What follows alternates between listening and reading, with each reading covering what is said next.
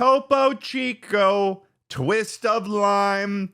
That's what I drink all the time. I actually just finished a Mountain Dew. Nah, you gotta rock the Topo Chico twist of lime, baby. Topo Chico is good. It is good. I had you some didn't when know we were what out it there. was either. No, I you didn't. weren't aware. You weren't woke. No, I wasn't. But Topo Yeah, now you're Chico woke.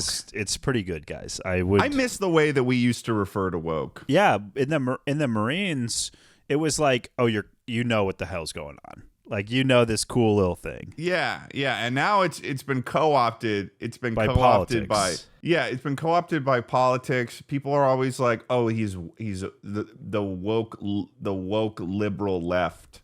Yeah, it's a bummer. God, it's a real bummer because I use it. I use it sometimes. The old way still. Yeah, I'll use it like the traditional way, where I'll be like, "Oh, you do this thing, you're woke."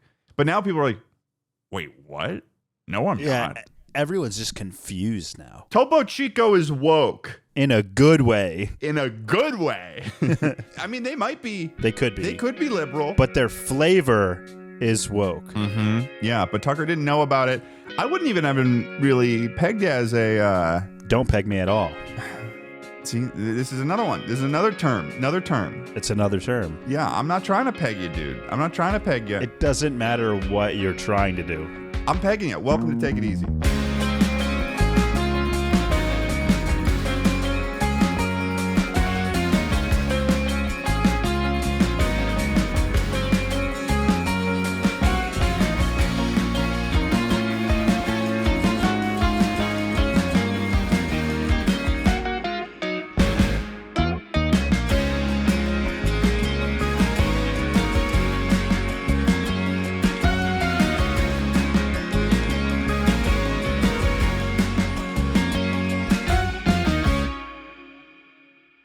No, I wouldn't peg you as a sparkling water guy. Well, I'm not. Okay, here's the thing. Sparkling water is good, but Okay. I don't think I've ever bought one for myself. I'm never, and LaCroix doesn't count. I went through a LaCroix phase. I think it's a maturity thing. Yeah, I'm sure you do. I just couldn't. And after Tucker just showed, I just finished my Mountain Dew. I just finished my Mountain Dew. Sorry.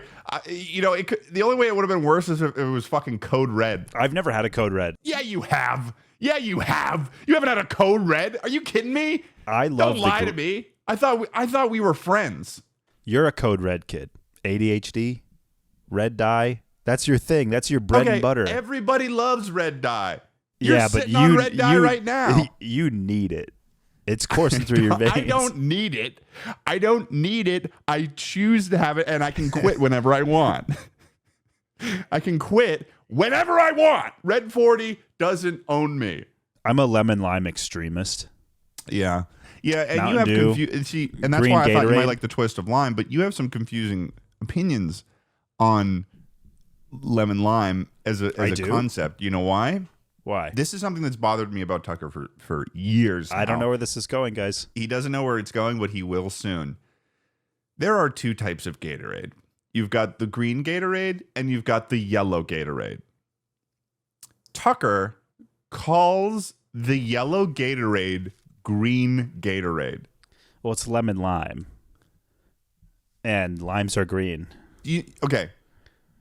What's the first flavor that it is in that two flavored thing? It's lemon. Yeah. What color is a lemon? It's yellow. Checkmate. But a lime is green, and when you mix them, it's more green than it is yellow.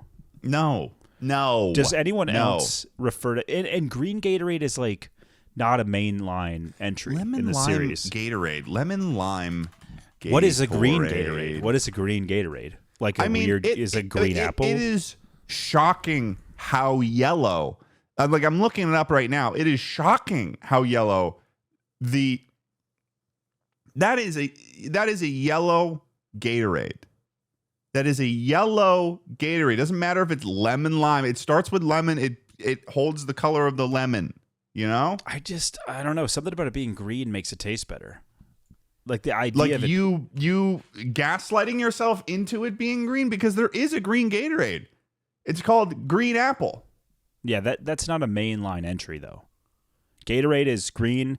It's blue, it's red, it's orange. Outside It's of that, yellow. you have your... Okay, what color's Mountain Dew? Mountain Dew is green. Is it? Good them side by side. Emma, side by side. Oh, the bottles are green. Oh, okay, so now your tune changes once they're side by side next to your face. Well, a bottle of Gatorade is clear. Yeah, okay. I wasn't thinking about the liquid color, but the color of the Gatorade. I think everybody just saw what I saw. Okay. Well, I was thinking about the bottle from the outside. Ted's got the Gatorade sitting right here. All of a sudden, Mountain Dew appears next to him, and he's like, "Oh, well, it's the bottle." No, it's green. They're both green. No, I was thinking of the color when I see it from the outside. But if we're walking on in terms of the color we see from the outside, the Gatorade is yellow. I also want to clear the air. I don't regularly drink Mountain Dew. That's such a lie too. God, what are you talking about? It's like you walk do you walk through life as a dirty sinner all the time like this? I'm not religious, but to live in sin, I don't think that's me. I had a moment of weakness. I saw a 1 liter bottle of Mountain Dew and I bought it. Okay. Because I worked a long, hard day yesterday. Yeah, it is tough to like say that I'm not a sinner too. When I admitted very recently about having only been drinking pretty much full shug Coke like a dirty dog. I was drinking that full shug Coke like a slut. Yeah, it's hard not to when you go to Chipotle, you know? They're sitting I'm not even there. going to Chipotle, though. I'm dashing Chipotle's going to you. I'm dashing it, man. I'm dashing it. Proud sponsor of Take It Easy. Not yet. I don't think they are yet. Oh, they're not? But we'd love to have you. We'd love to have you. We'd love to have you. I'll sponsor you. Can I get a free meal? We've done it with Chuckle in the past, so which was a cool sponsor. What's the coolest sponsor you've ever had? The most recent sponsor I did, which is a Midas Merge. Okay, yeah. Besides, obviously, the great Midas Merge. Which I have still been playing, by the way. What is your second favorite sponsor you've ever probably done? the Universal ad that I did. Oh, yeah, that is kind of cool.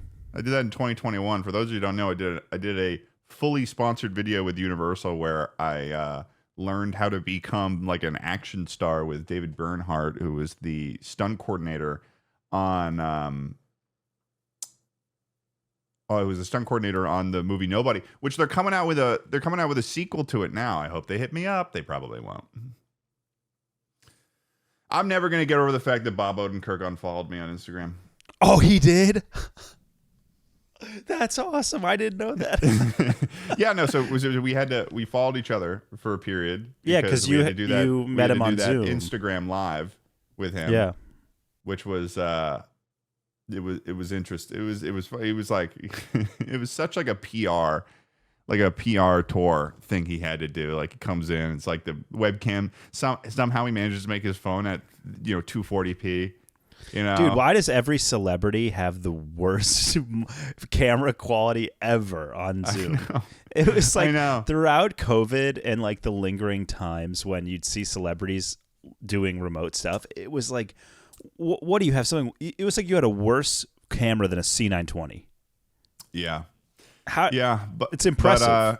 He followed me to do that Instagram Live thing. I think because you had to in order to do it, and then it was like I was like, oh, Bob Odenkirk fucking follows me on Instagram, and then like within a week, maybe within 2 days, he was gone. He was gone from following me. It was brutal. Awesome, it was dude. Really brutal, and it was like that would sting.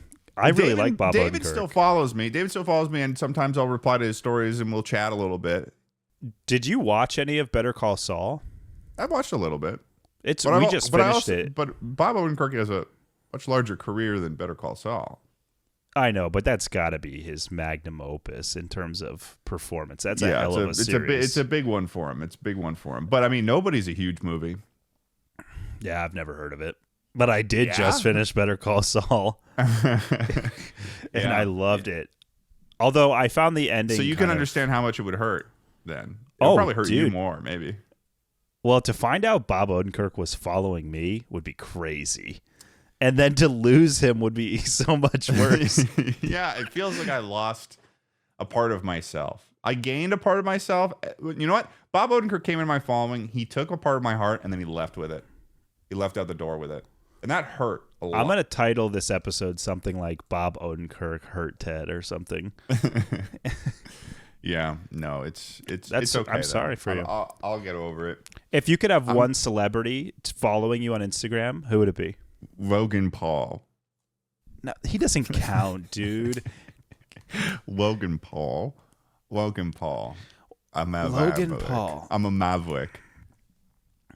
I don't know what you're even referencing. I'm right a now. Maverick. Logan Tom Paul. Cruise. Tom Cruise? You want Tom Cruise? Isn't that Tom Cruise a Scientologist? Yeah, he is. He's also, but he's in Top Gun. Dude, I've been seeing a lot of Scientology ads. Are they trying to recruit you? Yeah, I mean, they're billboards, but I do think that they're targeting me specifically. I feel like you could be recruited. Why? Why is that? You think I'm easily radicalized? Yeah, I don't know. Yeah, sure. In my videos, I definitely am. Yeah, I know. You're always like down to join some manifesto in a video.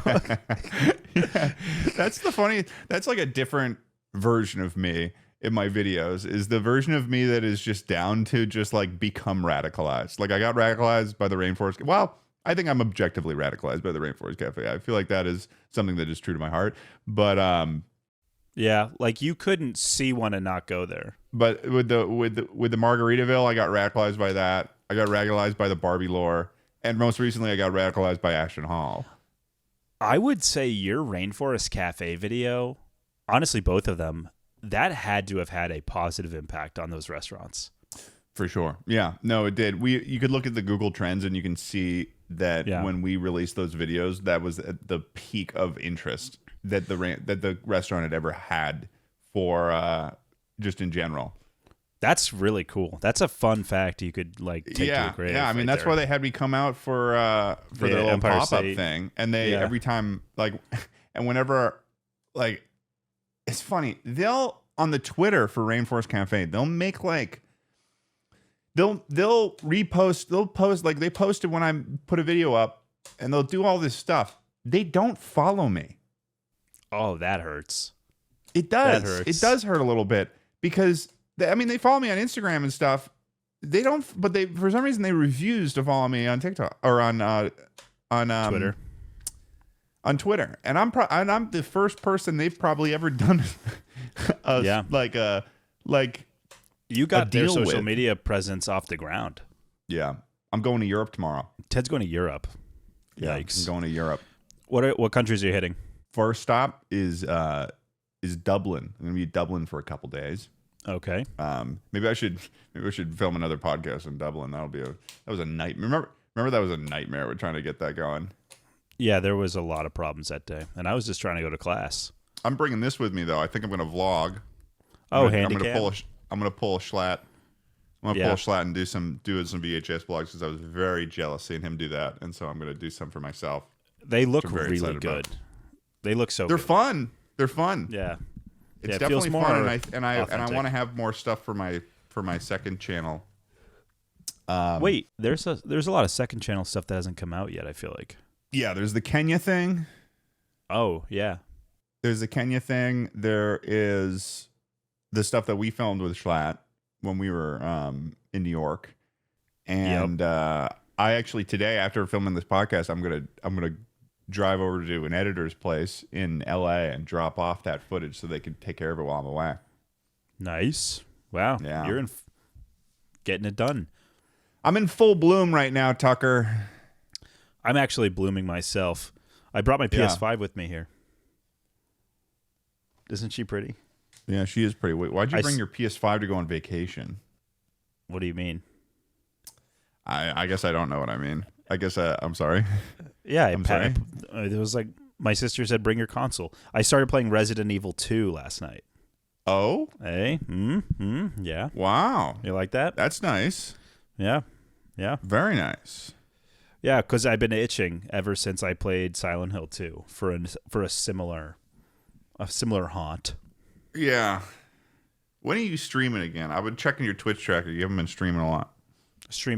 I streamed 2 nights this week. Yeah, you haven't been streaming at all. You've been ignoring them. No, I streamed twice. I was celebrating. I streamed with Derek. We are the best we've ever been at Rocket League. We had like a 10-game win streak one night on stream. It was incredible. We're going to take each other to the top. Exciting news in Tucker's life. Which is why I was celebrating on stream. I just got a full-time job in the degree field that I went to school for. So it's an environmental job. Yeah, it's like an ecosystem job, and it's going to be outside. It's fully outside work. I'm really excited. It all happened fast. 9 to 5. He's going to be ignoring me more. I can't access him whenever I want. Yep, I've broken free of the shackles. The chains. I had him for how long did I have you for? You had me for 3+ years. No, we can't include school though. What? We can't include your school. There has to be the period of time where you weren't in school, where I was a free agent, basically. When you were a free agent entirely, like all of your time August of 2024 to June of 2025, almost a full year. And I only had you for a full year. You had me for 10 months, and then I said I'm done with these chains. Yeah, you couldn't handle it. I couldn't handle the freedom. I did. Yeah, that's what they say. Some people need the shackles. Yeah, I'm taking off these shackles and I'm putting on a brand new set of them. Arguably a heavier, more restrictive, rustier set of shackles. But you love a rusty thing. Yeah, because then you can clean her up. You know what I've been thinking about? I hope. Okay, what? I've been thinking about, man, it's so much cheaper to buy a house if you do a fixer-upper, right? Yep. If I buy a fixer-upper house, you want to come help? Where are you buying it? I don't know. Like in Los Angeles? I'm just asking. Yeah, sure. I would help you do that. Nice. Cool. I'm I'm doing some work in my basement at home. How long are you helping for? How long? It depends how much beer you buy. Okay, well, how much beer could last like several months? Oh shit! Oh, so you want me back in the shackles for a new project? I'm just trying. I'm scheming. I'm thinking of ways that I can keep you around. If you buy one, because when was the last time that we spent more than like 2 weeks together? I don't know. Row. Like high school, excluding high school. Kenya. Yeah, no, we that's effed up. Well, who do you spend more? When's the last time you spent more than 2 weeks with anybody besides your significant other? I don't know. I just like hanging out. Sorry, I like hanging out with you. You're hard. Fun. You're hard to get a hold of. You're like, oh, I gotta go to the Cape. Oh, I'm running to this place. We're going to New York. We got a business dinner with the business people. This week I've been doing a lot of work because. Oh, also, I got my landlord to pay me to do the landscaping at the property we live at. So I'm the landscaper on call, reducing that rent any way I can. Yeah. I also got convinced to buy. Do they just take it out of your rent? He just said, "Hey, if you do it once a week, I'll take $100 off a month." I was like, "Deal," because I'd do it anyway for free. And he bought the mower and the weed back. Yeah, $100 off your rent. I feel like you could have gotten more for that. Yeah, but I'd rather take less and have more control over how it looks, Because the more you gotta think, like the more he's gonna give you for it, the more he's gonna want to have a say. Oh, That's how I view it. It's just one guy. It's just like a two unit property. But I'm in charge. I have a confession to make. When summer hits, I get restless. That means I need to be outside as much as possible. I'm on the Cape right now, fishing every day. The last thing I want to do is spend hours cooking or, God forbid, go to the grocery store. Which is why it's perfect that this episode is sponsored by HelloFresh. HelloFresh makes it easier to fit quick, home-cooked meals into your schedule every week by curating delicious recipes right to your door, as well as over 100 seasonal snacks, sides, and treats. And this summer, HelloFresh has made it even easier to enjoy delicious, healthy, and homemade quality meals with their new ready-made meals. These heat-and-go HelloFresh meals are chef-crafted, flavorful dishes ready in just 3 minutes, so you can dig in and do summer right. Every HelloFresh meal uses high-quality ingredients, including seasonal fresh produce and protein that travel from the farm to your doorstep and are simple with easy-to-follow recipe cards or simple heat 'em up and eat 'em up options. I love HelloFresh, and it's a big reason Emma and I made it through college together. We used to use HelloFresh every single night for my freshman year, and it was a lifesaver. The meals were good, they were healthy, they were easy to calorie track, and most importantly, they were easy to make. Make your summer enjoyable and delicious by signing up for HelloFresh at HelloFresh.com/takeiteasy10FM.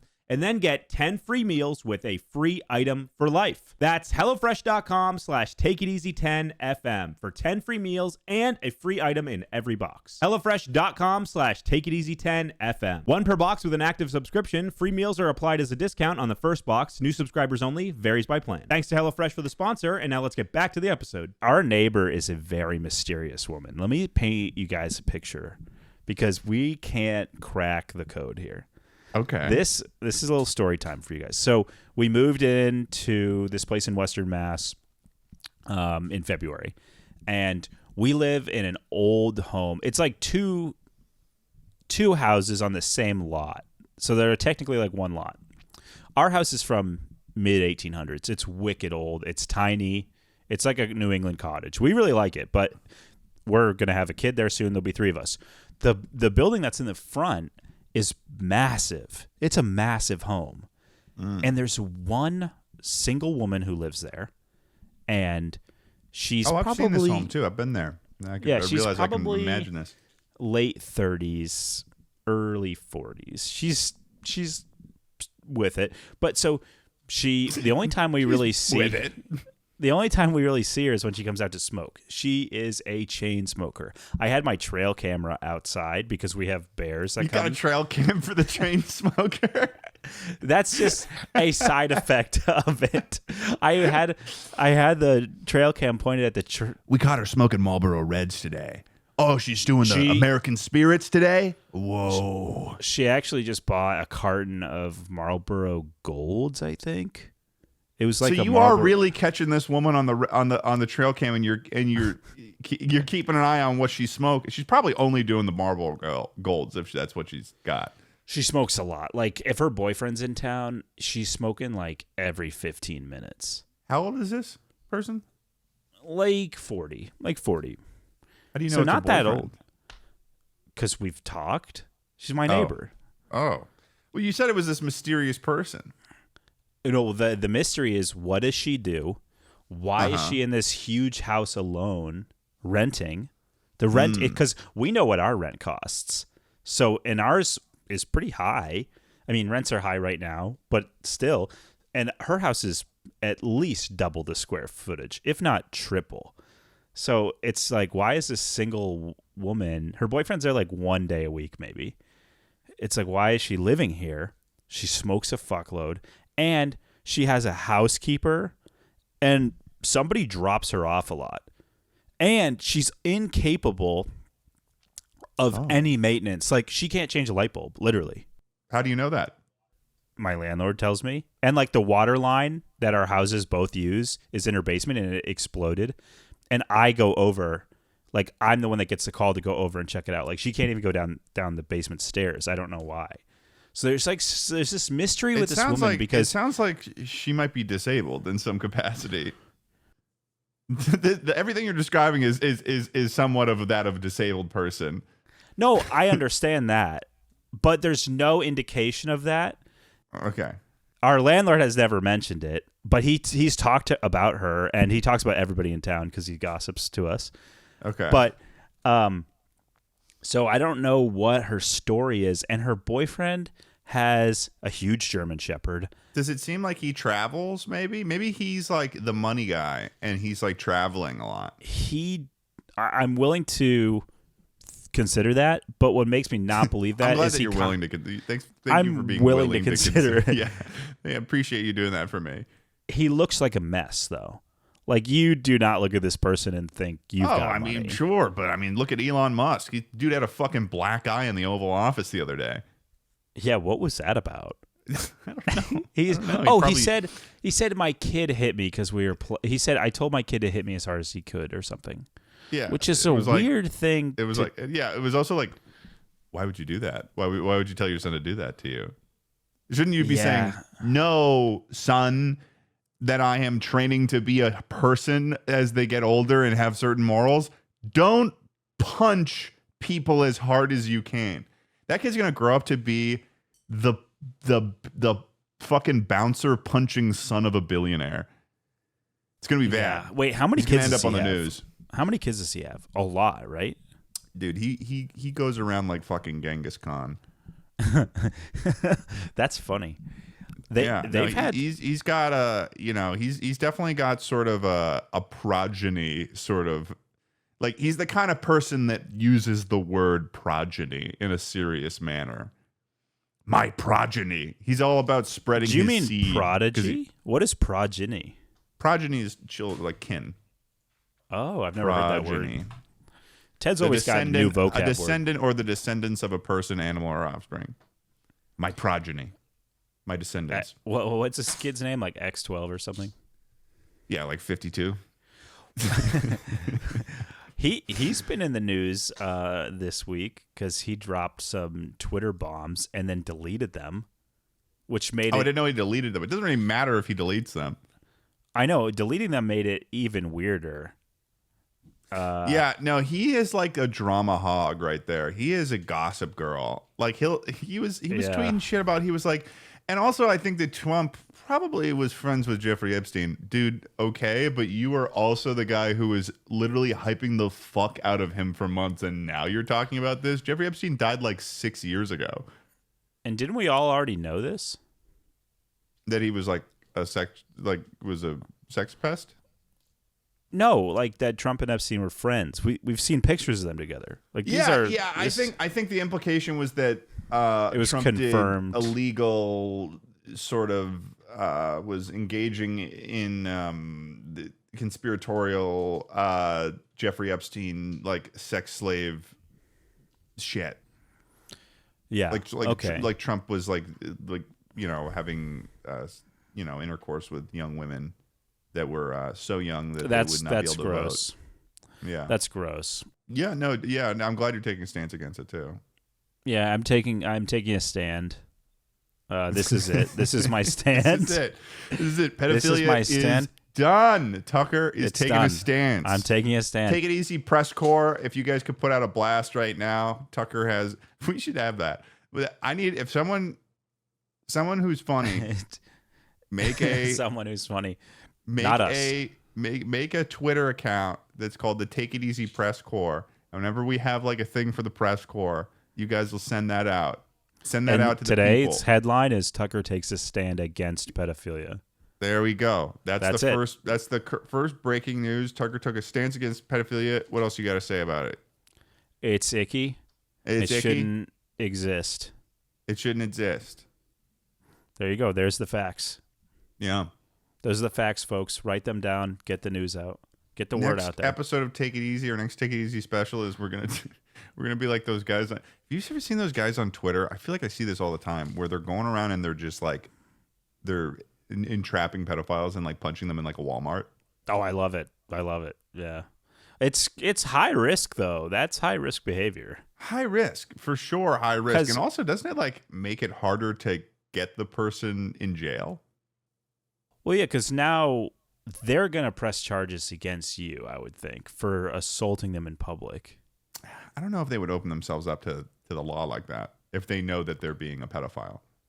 Yeah, it's street justice, and street justice is very satisfying, but that is a slippery slope, and it is kind of chaotic. But yeah, I watch them, and sometimes I even like them. What's crazy is that like, when I watch those, it does seem like it seems like, I don't know, just like a raw form of like violence, just in a place that's like supposed to be like a normal, peaceful place. So seeing that violence happen, Walmart. And then like it only happens over the course of like 2 minutes, so it's not like the employees there have enough time to figure out what the fuck is going on and stop it. So it's just kind of like they could be anywhere, but they're always in a Walmart. Well, Walmart is kind of like the church of today, you know. It's a communal space. Everyone finds themselves at the local Walmart like at least once a month. You know what's crazy about LA is that I don't like when I was at Ithaca, I was going to Walmart all the time. LA has Targets instead. Yeah, they do. There is a Walmart though. There's a Walmart in Burbank, but that's kind of out of the way. It's like the Walmarts are just too big to fit. They're huge. In Binghamton, we had 2, and it was like sometimes like if I wanted to buy a game or something, and you'd look at Walmart.com, and it'd be like, oh, it's in stock, but only at this one, and it was like, oh, I gotta go to the bad one. I gotta go to this. I gotta go to the smelly one. There was one Walmart that was like average Walmart experience, and then there was one that was like rough. And I feel like I was always finding myself at the rough one. Oh, damn. The rough one was easier to get to, so it would entice you with like a quick drive. Sure, but then you're just fighting through the slop to get through the aisles. Ew, how many people are in these? Is there a lot of people in these Walmarts at all times? Yeah. There's a magic to a Walmart not a lot of people talk about. You know what is the best time to be in Walmart? I'm going to paint you a really specific time, and I'm sure we've experienced this together, is when you're on a trip far from home, camping, and you're in there getting supplies, getting like some minor groceries. I know what that feels like because Eddie and I would do that. Most recently, Eddie and I would do that on our road trips. Yeah. And it was like we'd go into the Walmart and it would be like getting supplies for like when we're doing the camping part of our video. And like there was, I think that there was this very specific thing that Eddie would get that he wanted us to get to cook over the fire. I think it was like summer sausages. Oh, I didn't know Eddie was a summer sausage guy. Yeah. I guess that makes sense. Yeah, I do think that the summer sausage thing, the first time we had it when we were doing like our camping thing. But or that the stuff with like the cheddar in it or something, but there's like there was a specific type of sausage where it was like you knew it was good when it greased over in a certain way where it started to grease bubble over. Can you bit. Well, when you're cooking a sausage over the fire on a grill, when they start to like ooze and pop, that's when you know was just like you're this making very money. Particular one that he went and found, and I was like, whoa! It was like a new piece of info, but we got it at Walmart. Johnsonville bratwurst, cheddar bacon. No, it was like summer sausages. I think what it was called. I could go for one of those right now. Have you heard of this? No, I haven't heard of this. Have I heard of this? You sound like you're joking. Do I? I'm not. Wait, you haven't heard of summer sausage? I thought you were in on the summer sausage game. No, I was. Well, you mentioned the cheddar. I was in. It's okay. Well, I don't know what summer sausage I feel like I'm is. going crazy now. Look at this. Oh man, jalapeno cheddar venison summer sausage. You hear that? Okay, I actually just planted jalapenos this week. Let that echo through your mind. So when we were camping in the Everglades, okay, we were camping. Yeah, that's okay. Let me get this out. When we were camping in the Everglades, we were in Flamingo, Florida, so we were at the bottom. So you had to go through the whole park just to get out of the park. And there was a Walmart out there. And going to that Walmart after camping for days to get some supplies, it's like a brief reprieve from the elements. It's sterile. It's like white light sterile. It's bright. It's temperature controlled. And you're just like filthy, like hamburger meat. Like and then you're like, oh, I don't want to go back. I don't want to go back out there because it feels so safe in the Walmart. When I would go to summer camp as a kid, sleepaway summer camp, there was a very particular moment as you became an older kid where he still works there, but the owner of the camp is sort of an eccentric character, and he would. You know, his main thing is that what he loved to do is he would basically just throughout the day, every day, as the camp people were going around their activities at camp and stuff, he would drive around in like a gator and that's fun, and just hand out ice pops to people, which was really cool. And then there were certain things that he would do. Like, he's really good at ping pong. So if a camper could beat him in a game of ping pong, he would, the whole cabin for that kid would get to go to the local ice cream place. Mm-hmm.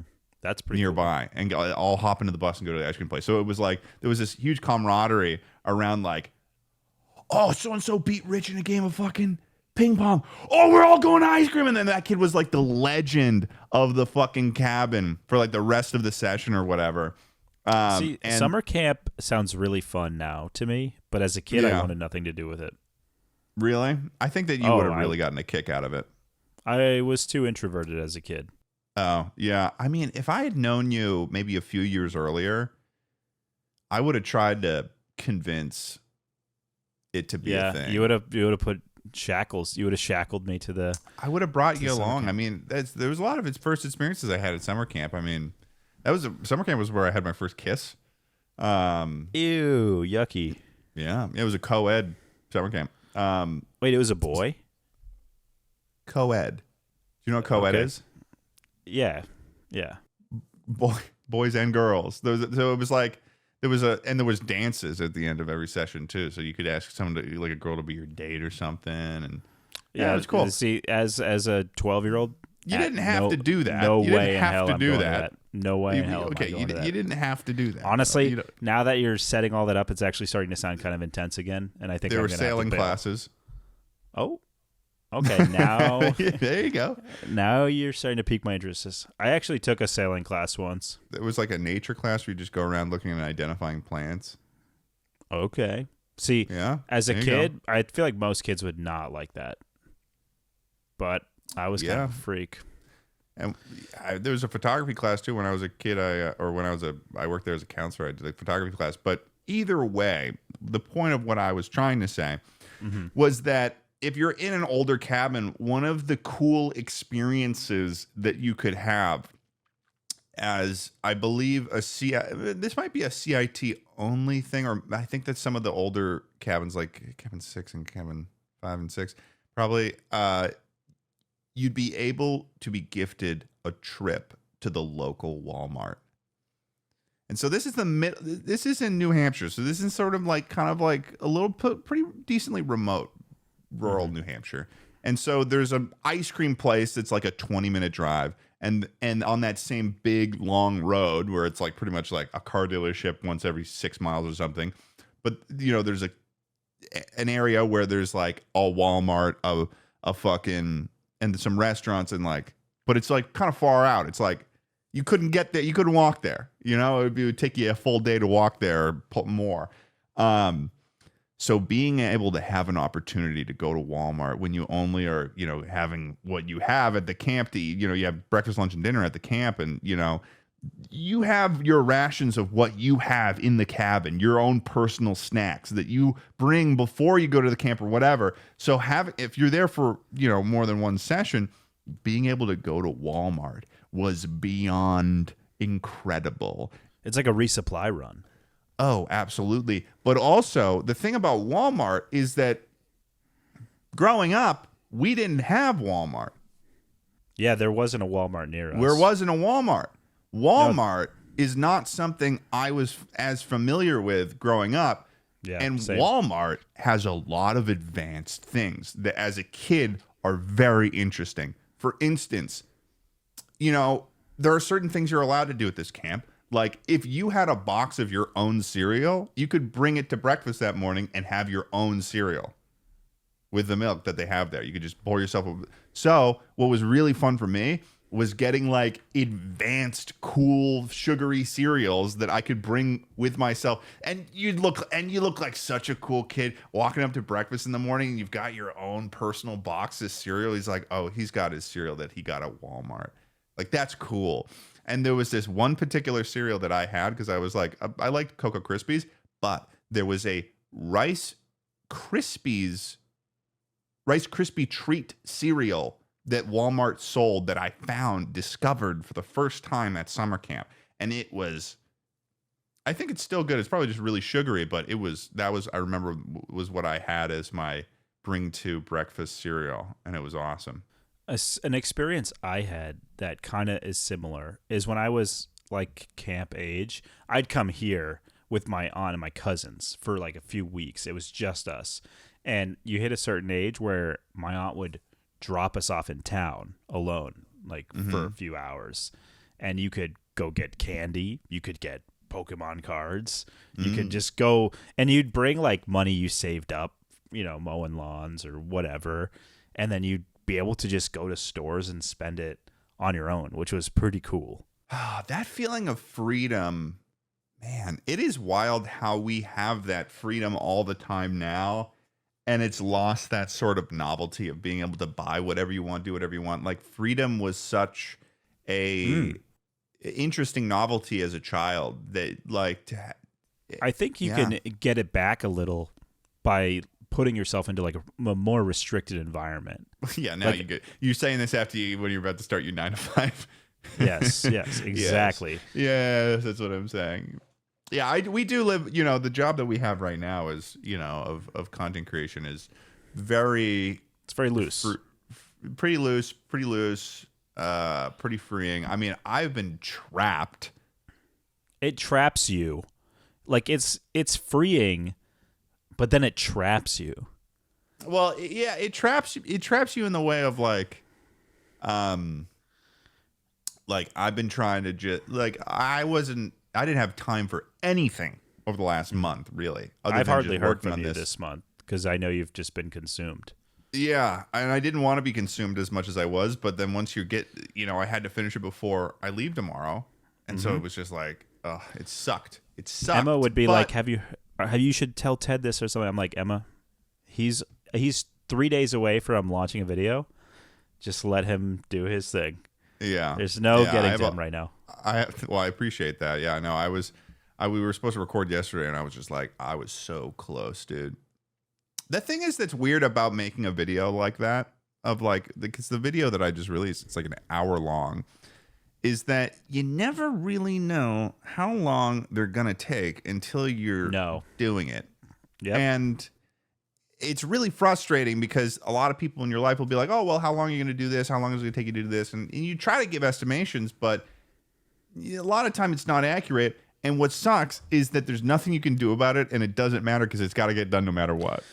The thing about a video, too, is you can kind of get infinitely trapped trying to make it better.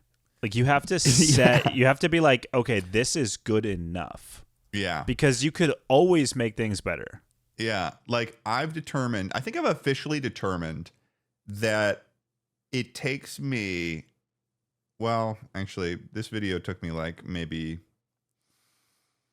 probably a week, about a little bit more than a week to fully edit visually. And then it will always take me a day per half an hour of a video to sync music and fix the audio for. So It took me 2 days to add all of the music and like get the audio levels correctly for that video. So it probably took me about a week and a half to almost 2 weeks to fully edit that video that I just released, which was so much longer than I wanted to take. But then something like the Christian Instagram video, that took me 3 days to edit. Oh, you turned that thing around. Yeah. The commentary ones on like a piece of media, you can do really quick. Yeah, I can do those really fast, and as long as I have an idea, they're easy to do. But something like morning routine, where it's like because more, the Christian Instagram thing, I know exactly what I'm talking about. Boom, boom, boom, boom, boom. It's like max 2 hours of recording of footage. Morning routine one, it's 12 hours of footage of several different days. I have to explain what happens over the course of those days. There's like a lot of like finagling you have to do with it, where it's like and it's all produced from nothing as opposed to just being reacting to something. So it just takes so much longer. But God, it's definitely a lot more fulfilling to finish something like that. Yeah, you're very good at those style of videos too. The hour long, the journey. Those are, I feel like that's where most of like your heart goes when you're doing a video. Somebody just commented on my new video because I called my dad in the video and I said that I was doing this thing, and my dad replied to it and he was like, I was like, I'm waking up at 3 a.m. for this morning routine video, and he said, that's redonkulous. And somebody just commented and said, you know that Ted's parents are from Massachusetts, when his dad replied, that's redonkulous. Is that like a thing? No. As somebody who lives here, it's not. Yeah, no, it's definitely something just my dad would say. Tell your dad next time you talk to him that Whoa. I want. Yeah, I got a message. Yeah, I was like, I bring my dad up, and all of a sudden you're looking for stuff. I'm looking for Sox tickets. Yeah, fair. Oh, I should try to go to a Sox game when I'm back. I'm gonna be back in Massachusetts for I'm gonna be on the East Coast for like a month. Yeah, you should go. I went last year. I had so much fun. I should come visit you. You should visit. We got a spare bedroom. Your head will hit the ceiling. You can see my garden because you were here in the winter. You were here in March. You know what I was gonna send you? What? I saw this video of somebody refurbishing or getting rid of the landlord special on some old antique doorknobs. Oh, I actually have to do that at my house. Is there paint over the doorknobs, the old doorknobs? I think there's some. Yeah, because I saw this person. Like they took apart like an old doorknob, kind of same one that you guys have in that house, and it was like they were finishing off the brass and stuff. And oh yeah, there's some really good metal work underneath some paint. I almost just dropped. If you're wondering what I just made that face for, I almost just knocked over my Topo Chico. Yeah, you were in town last time, before anything had bloomed, so it was just ugly. I can't hear you. One out of 10. Oh, that must make you feel good. It does. I wonder how long it'll survive against Barbie. I was downstairs with everyone. I was like, this video better do well because Ted's mental state is going to be ruined if it's not. But that concept was good. I think that if I've worked a long time on a video and it's like the way it works is if I'm putting this much time into a video like this, it usually works out in a way where I've already done a lot of thinking and determined that the video is worth putting that much time into it. So yeah, it's on the reverse side of it, that must mean it's worth for people to watch. At a base level, like the concept. But I'm definitely. When are you going to watch it? When are you going to give it the? I know you've seen a lot of it, but it's a different animal with the music. Well, tonight I got to go to bed early. 55 minutes and 56 seconds. I'm going to be getting up at 4:45 tomorrow, so I probably won't watch it tonight. Wow. But this week I'll watch. That's ironic given the topic. Yeah, that's just how I roll. You just did a week of my life. No, okay. No, I don't. Well, I will be getting up early a lot now. You definitely are better at getting up, though.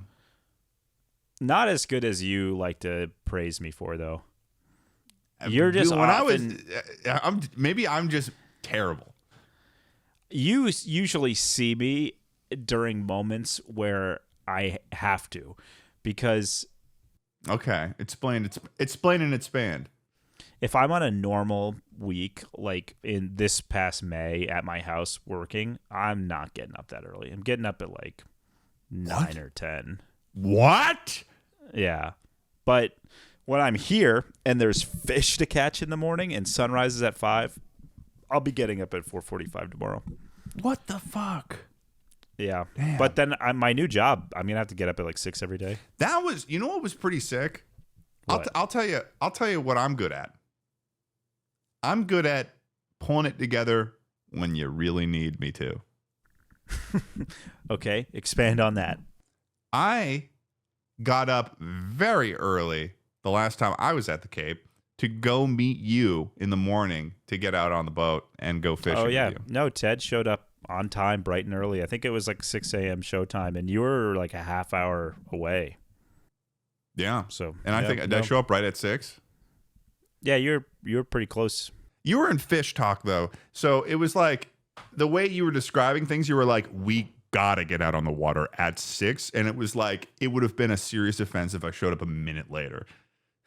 Well, you got to get out there early. And I'll tell you what was remarkable about that trip because I was out there I have to keep having to come out to Massachusetts for weddings. So I was out there for a wedding. Last time too, and the wedding was that day that I was out there. That's kind of fun. I came out to you. Yeah. So I had to.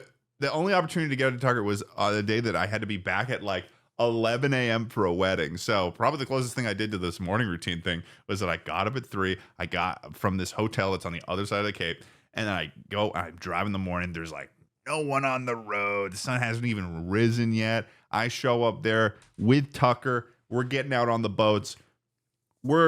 Tucker's reeling some stuff in. I'm trying. Tucker's giving me advice that's messing up my flow. I'm getting out. We're out on the water. We saw an ocean sunfish.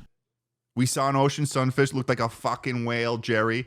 And then we come back in, and the peak of it. Maybe, fishing might have been the peak for Tucker, but the peak of it for me was the waffles that we had that started the last year of my waffle behavior. The last year of my waffle behavior has been surrounded around this one particular moment that Tucker's relatives, like, they have, what? They've got some They make their trees? own maple syrup. They have some land. They make their own maple syrup.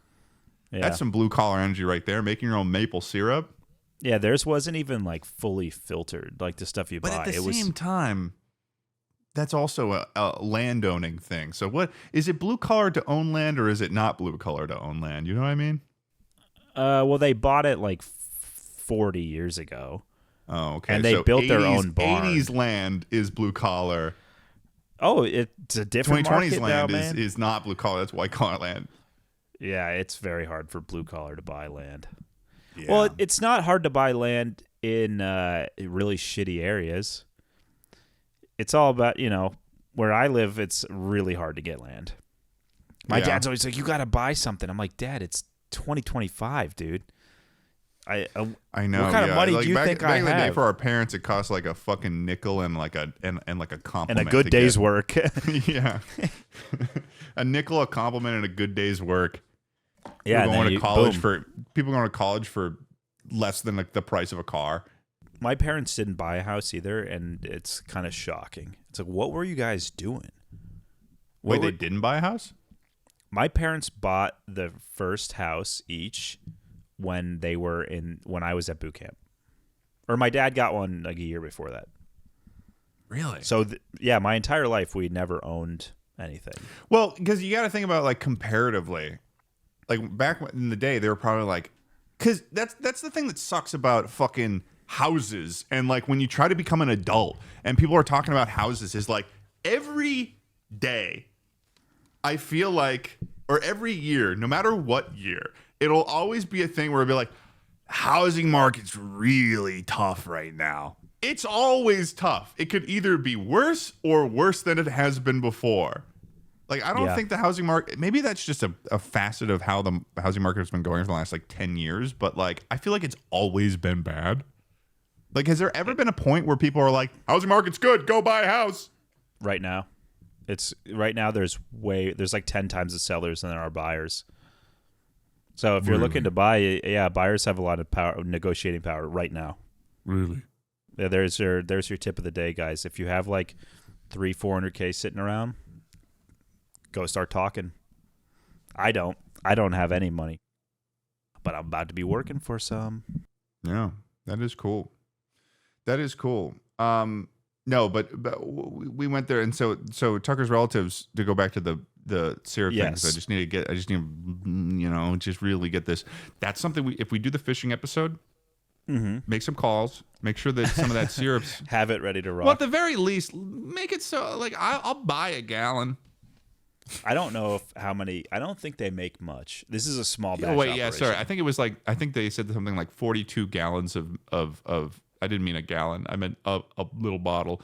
But I think they said something like 42 gallons or 40 gallons of sap makes 1 gallon of maple syrup is what they said. Yeah, I think it's something like that. You can ask them. I think I'm accurate right now. They're actually just showed up. They just showed up like 10 minutes before we started this recording. Really? Yeah, I didn't know that. Well, when you go down there, and I'll remind you this, ask them how many gallons it takes, and if it's 40 to 1. All right, I've got a guy, I got a buyer, and he's looking for bulk. What can you do? I I'm telling you, dude, when I had that maple syrup, it was like, I'm not sure, like, was it the butter that was melted into? Because I know there was butter melted into it. Oh yeah, we don't have syrup without butter melted in. Yeah, I melt the butter into it, sure, but at the same time, there was an unknown factor. It was an unknown. Yeah, there's an unknown factor into this syrup that really just made me. I ate 9 Eggo-sized waffles. Those were homemade too, though. They weren't. Yeah, they were no made Eggos. made with batter and the thing. I had 9 of them, Tucker. Ted got off the boat, whoom, whoom, housing them.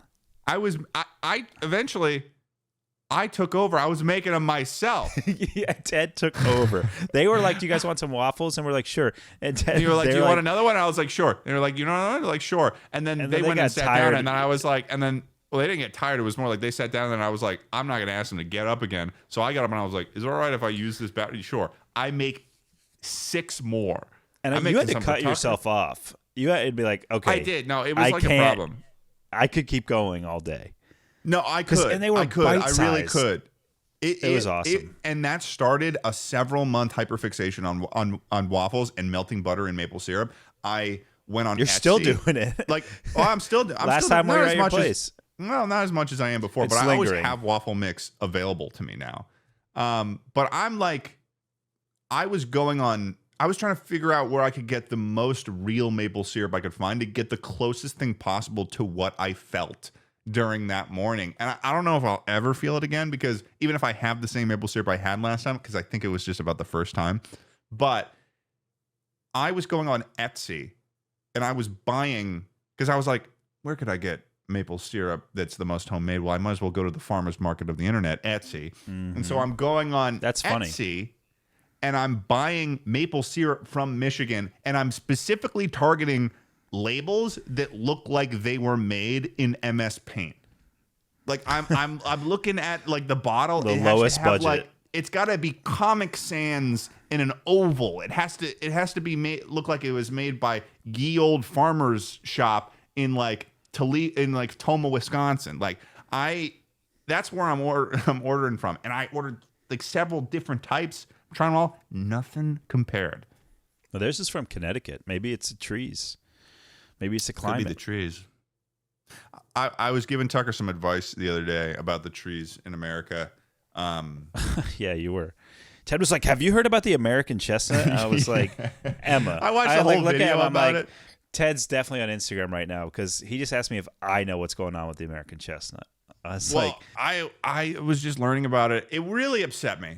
You know what Emma said? Emma's like, that'd be like if you texted him and said, you should start using J-cuts. Because the chestnut thing is like level. I was processing the tone you used. Was Emma like offended on your behalf? Offended's a strong word. Emma was like... Because you were like, you should tell him this. You should tell him this. Okay, maybe I came on a little strong. Were you yelling at me behind my back, Emma? I'm talking to Emma directly through the editing program. Emma was like, well, tell him, why doesn't he start using J-cuts? This must be weird for Emma if I like just directly talk to her through the editing program. I'm like, Emma, I know you're sitting there. I know you're editing. I'm looking at you right now. I'm deep on the American Chestnut Foundation. I did multiple projects on them in college, and you want to explain what the deal is to the people who don't know? Sure. So in the Appalachian Mountain Range and like the greater East Coast, the American chestnut tree was the dominant tree species. It accounted for like 60% of all of the trees on the eastern seaboard and in the mountains. Also, wait, and do they produce chestnuts year round? I don't know if they produce them year round, but they're a huge food source for like everything, including people. Yeah, for humans. And if you read old timey literature from like late 1800s, you hear about chestnuts a lot because chestnuts a lot of people roasting on an open fire. That's the most famous one. But because of starting to have international shipping, there's a chestnut blight, and that wiped out like. It's functionally extinct, which means, yeah, there are still chestnuts, but it's providing no ecosystem service anymore.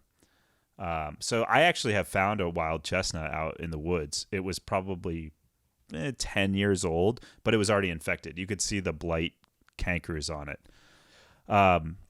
So yeah, what's the deal with the fucking blight? How do we get rid of the blight? There is probably not a way to get rid of the blight. What would most likely happen on a super long time scale is the trees that do have a natural resistance to it, which there are like a literal handful across the entire eastern U.S., those would reproduce and have some offspring that are also resistant. That's like the really long time scale. But what's going on is... So why can't people just find the ones that are resistant and then just keep reproducing those? They are doing that. But they're also simultaneously taking chestnuts and using Chinese chestnut DNA, and they're trying to put the least amount of Chinese chestnut DNA into an American chestnut sapling that has the blight resistance. Because chestnut trees from Asia have a natural resistance to it. But not all of them make it and stuff. It just pisses me off so much because I think partly because when I was a kid, I was like, if I get lost in the woods or something, am I going to be able to survive on my own? And the fact that there were so many chestnut trees makes me pretty upset because I'm like, well, what if I could eat chestnuts to survive? And if you read older literature, the chestnut trees, which was also like the tallest, white pine was taller, but the chestnut tree was the tallest deciduous tree. So it's a huge tree. If you look at pictures from West Virginia and the hills and stuff from like... So the forests just look totally different 150 years ago than they do now. Oh, yeah. Well, yeah. And the East Coast in terms of like, yeah, obviously logging and shit like that. But like, yeah. But in terms of like the actual like physical trees, like there's just something that we are missing in the modern era that we have lost. Well, in our personal lifetime, the last 20 plus years, we're seeing the exact same thing with ash trees. Ash trees are now basically functionally extinct, and they weren't when we were kids. Yeah, white ash. And you can see them in the woods. There's a lot of them are still standing, but they're totally dead. And that's due to a bug, the emerald ash borer, which will eat the cambium, which is the layer in between the wood and the bark, which is where the tree basically is living. I feel like I had one of these trees growing up. You probably did. They're everywhere. And the same way, it's going to be functionally extinct. There'll still be saplings. Wait, why are all these trees dying? Can we stop species? This? Not really. I mean, it's already done. Ideally, so some people think we could release a natural predator bug, like a wasp or something, from Asia that eats So really, it's just Asia that keeps fucking up all of our stuff. Well, Asia is on the other side of the world, but has a really similar climate. So species can survive, and it's like totally new, similar species, different sides of the world. So they can live here with the temperature and the heat and the rain and everything, but it's all new species that are super vulnerable. They haven't had thousands, millions of years to evolve defenses and balance. Yeah. The biggest issue comes from the smaller the species, the bigger the issue when it's an invasive. So like a blight is like a fungus. It's microscopic. So that's why it's super effective. Whereas like an invasive species that's bigger, like a bird, is really easy to tackle. And that's why you don't get invasive species that are huge, like a moose. Like a moose could never be invasive because you could just find it and shoot it. And they take a really long time to reproduce. But bugs is like an explosion. You can't find bugs. Yeah, this is like what I went to school for. Yeah, no, it really bums me out. I do like the outdoors as much as Tucker will put out propaganda that I don't. He hates them. I do like the outdoors. Indeed, I do. Ted does like the outdoors. Nice. You just don't have anything that like forces you to get out there. Oh yeah.